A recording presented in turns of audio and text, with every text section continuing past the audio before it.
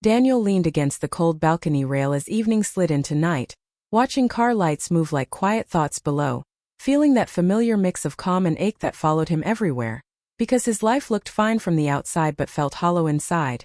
And on that night he told himself it was just another normal visit when his old friend Marissa arrived with her son Noah. Yet from the moment they stepped in, the air shifted as if the room knew something he didn't. Marissa smiling. With effort, her eyes tired in a way sleep could not fix. Noah polite and quiet, holding his backpack like a shield, and Daniel noticed small things fast. The way Marissa paused before speaking. The way Noah studied the room as if measuring safety. The way silence kept slipping into the spaces between words. And as tea cooled on the table and city sounds hummed outside, Daniel felt an old restlessness wake up. The one he buried after loving someone who left him empty-handed and cautious. And he reminded himself not to care too much, not to read too deep, but caring had always been his flaw. And when Marissa stepped into the hallway to take a phone call, the apartment fell into a soft stillness broken only by the ticking clock and Noah's slow breathing. And then Noah spoke without looking up, his voice calm but heavy, saying he had a wish, not the kind grown-ups laughed at, and Daniel smiled gently, ready to hear something small and sweet. But instead Noah said he wished his mother would stop being sad when she thought no one was watching. And the words landed hard, not loud but sharp, cutting straight through Daniel's guard. And before he could answer, Noah kept talking fast, as if afraid he might be stopped, explaining that Marissa cried late at night, that she stared at nothing, that she smiled for others but looked lost at home. And Daniel's chest tightened because he had seen that same look in the mirror years ago, after his own heartbreak stripped color from his days, and in that instant, he understood the wish wasn't childish at all. It was brave and desperate and full of love. And Daniel felt pulled into something he had not agreed to, something quiet but powerful. And he knelt so he was eye level with Noah, choosing his words carefully because some truths should be handled gently. And he told Noah that grown-ups carry heavy things and sometimes forget to rest, but that sadness doesn't mean love is gone. And Noah nodded but didn't look convinced, and Daniel realized the boy wasn't asking for comfort, he was asking for hope. And before he could say more, Marissa returned, cheerful mask back in place, asking what they talked about, and Noah simply said nothing important, but the look he gave Daniel said everything, and the rest of the visit moved fast, laughter forced, stories shared, but Daniel felt out of step, noticing how Marissa's hand shook slightly when she lifted her cup, how she went quiet when Noah talked about school, how the warmth between them carried a hidden weight, and when they left, Daniel stood alone in the doorway longer than needed, listening to their footsteps fade, feeling the apartment grow colder, and that night's sleep refused to come, because Noah's wish echoed in his head, mixed with memories he thought he had settled long ago, of promises broken, of nights spent staring at the ceiling wondering why love left without explanation. And Daniel questioned himself, asking why a child's words stirred him so deeply, why Marissa's sadness felt like a responsibility he never asked for. And yet by morning he knew something inside him had shifted, because some moments arrive quietly and still change the shape of everything that follows. And as sunlight crept through the curtains, Daniel understood that what began as a simple visit had opened a door he wasn't sure he had the strength to close, and somewhere between longing and fear, the story had already begun. Days moved faster after that evening, as if time sensed Daniel's thoughts growing heavier, and chose not to slow down for him. And he found himself replaying Noah's words while walking to work, while eating alone, while lying awake at night, and the idea that a child carried such quiet worry refused to leave his mind. So when Marissa texted asking if he could help pick Noah up from school one afternoon because her meeting ran late, he agreed before thinking, telling himself it was just kindness, nothing more. Yet when Noah ran out of the school gate smiling and grabbed Daniel's hand without hesitation, something deep shifted again. And during the walk home Noah talked nonstop about small things, friends, drawings, dreams of becoming someone important, and Daniel listened closely, realizing how much attention the boy craved, how much space he filled with words because silence at home felt too big. And when they reached Marissa's apartment, Daniel noticed how worn the place looked despite being clean, like someone lived there carefully but without joy. And when Marissa arrived later, breathless and apologetic, her relief at seeing them safe was real, unguarded, and she insisted Daniel stay for dinner, and one dinner became another, and then another, until it felt natural, until Daniel's presence stopped feeling like a visit and started feeling like routine. And Marissa slowly changed without noticing it herself, her shoulders lowering, her voice softer, her laughter less forced, And one night while Noah slept on the couch with a blanket half covering his face, Marissa admitted she felt tired in a way. Sleep could not fix, tired of being strong, tired of pretending she had moved on. And Daniel didn't rush to answer, because he knew rushing broke fragile things, so he told her loneliness did not mean failure, that loving and losing did not erase her worth, and his calm honesty unsettled her more than comfort ever could, because she had grown used to quick fixes and empty encouragement, and as weeks passed, Daniel helped in small ways without announcing them, fixing a broken shelf, cooking meals, listening more than speaking, and Noah watched all of it closely, his quiet approval clear in the way he leaned against Daniel during movie nights or saved a seat beside him at the table. And yet beneath the growing warmth was fear, sharp and constant, because Daniel knew how easily lines blurred, how quickly care turned into attachment, and Marissa felt it too, stepping back just when moments felt close, changing subjects, keeping space where something wanted to grow. And one evening, after a long day, when rain pressed against the windows and the city felt far away, Marissa confessed she was afraid of wanting again, afraid of giving Noah hope that could be taken away, afraid of losing the one friend who had stood beside her without asking for anything, and Daniel felt the weight of her fear because it mirrored his own, memories of his past love rising uninvited, of trusting too fully, of waking one day to find promises gone, and he told Marissa he understood fear better.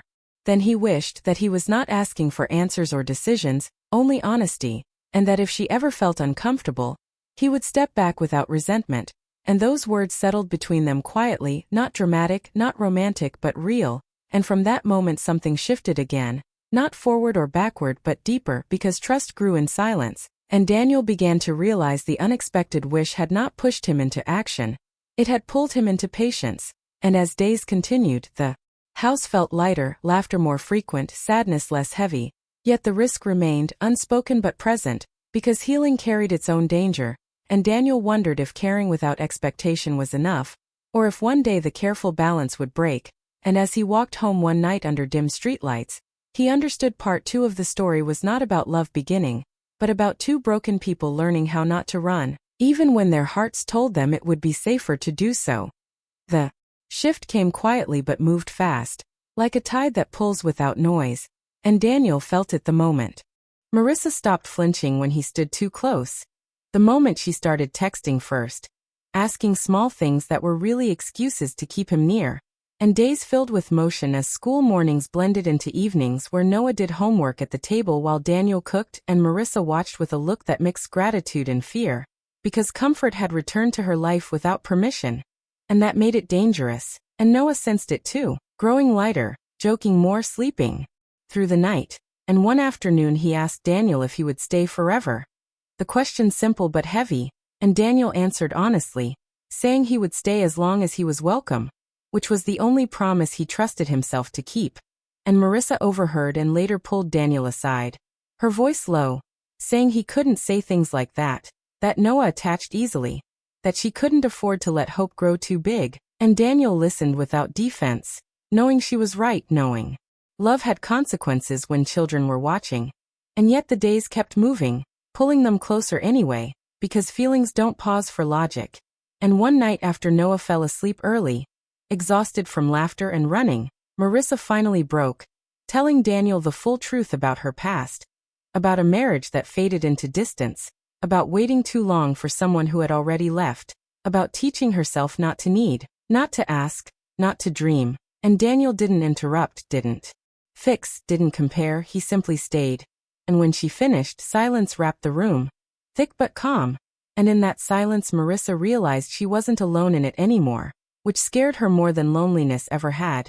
And she admitted she felt drawn to Daniel in a way she hadn't felt since before everything fell apart. But she was terrified of ruining what already felt safe, and Daniel felt his heart race because he wanted the same thing, but knew wanting wasn't enough, and he told her. Attraction didn't have to become action, that care didn't have to turn into promises, that they could move slow or not move at all. And those words settled deep, because they gave her control without pressure. And for a while that worked. They lived inside a careful balance, shared smiles, late talks, soft moments that stopped just before crossing lines. And yet tension grew because holding back takes effort. And one evening when a storm cut the power, and candles filled the room with flickering shadows, Marissa reached for Daniel's hand without thinking, and when she realized what she had done, she pulled away fast, standing up, pacing, apologizing, saying she couldn't do this, that it was too much, too risky. And Daniel didn't chase her words or her body. He stood still and said he understood. And that was the moment everything almost broke, because restraint can feel like rejection. And Marissa felt foolish for wanting, ashamed for reaching, and she told Daniel maybe he should stop coming so often, maybe distance was safer. And Daniel felt the sting but accepted it, because care without respect becomes selfish. And so he stepped back, answering texts slower, visiting less, letting silence return. And the house noticed immediately. Noah grew quiet again, Marissa grew tense, and Daniel felt the loss like a dull ache that followed him everywhere. And weeks passed in that strange space where nothing was wrong but nothing was right. Until one night Marissa showed up at Daniel's door unexpectedly, eyes red, voice shaking, saying the silence was worse than the fear. That pushing him away had not protected her or Noah. It had only reminded her what absence felt like. And Daniel listened, heart pounding, because this moment carried weight. And she admitted she didn't know what the future looked like, but she knew she didn't want to face it without him. And Daniel told her he couldn't promise perfection, only honesty and patience. And as they stood there, not touching, not rushing, they both understood that part 3 was not about romance blooming freely, but about two people choosing not to retreat anymore, even when the outcome remained uncertain. Because sometimes the bravest step forward is simply deciding to stay. The final turn did not arrive with drama or loud promises, but with a morning full of motion, because it was Noah's birthday and the apartment buzzed with small excitement, balloons tied to chairs, a simple cake on the table, sunlight spilling across the floor like a blessing.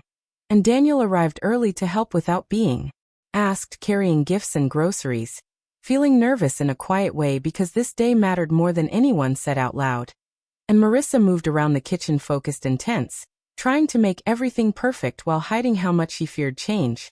And Noah noticed everything, his joy bright but thoughtful, watching Daniel and his mother like someone trying to read a story before it was finished. And as friends came and laughter filled the space, Daniel stayed in the background, careful not to take up too much room, yet feeling strangely at home. And when it came time for the cake, Noah closed his eyes longer than needed before blowing out the candles. And no one heard his wish, but Daniel felt it somehow, felt the weight lift just a little. And later, when the guests left and quiet returned, Noah hugged Daniel tight and whispered thank you with a seriousness that belonged to someone older. And Daniel held him gently, understanding that the child was not thanking him for gifts or games, but for presence, for staying. And Marissa saw it all, her heart pulling in two directions, joy and fear colliding. And that night after Noah went to bed, she finally let herself stop pretending she was strong, sitting on the couch with tears slipping down without shame, admitting she was scared to believe this could last, scared to trust calm after chaos, scared to let her son grow attached to something that might disappear. And Daniel listened with the same steady patience that had brought them here, telling her he was not there to replace the past or fix wounds that were not his, only to walk forward with honesty. And he said love did not have to be loud or rushed to be real. It could grow slow and careful. And Marissa felt something settle in her chest, not certainty, but peace. And for the first time in years, she imagined a future that did not feel heavy. And days followed where life continued simply, school mornings, shared dinners, quiet talks, and Daniel became part of the rhythm without forcing it. And Noah thrived in the stability, laughing more freely, sleeping better, no longer watching the door as if expecting loss. And Marissa noticed herself smiling without effort, waking without dread. And one evening as they walked together under soft streetlights, she reached for Daniel's hand and did not pull away. And the gesture said more than words ever could, because it was chosen, not rushed. And Daniel squeezed her hand gently, understanding that trust had finally replaced fear. And they did not talk about forever or labels. They talked about tomorrow, about small plans, about being honest when things felt hard. And in that simplicity, something strong formed, and the unexpected wish that started it all revealed its true shape, because it had never been about saving anyone.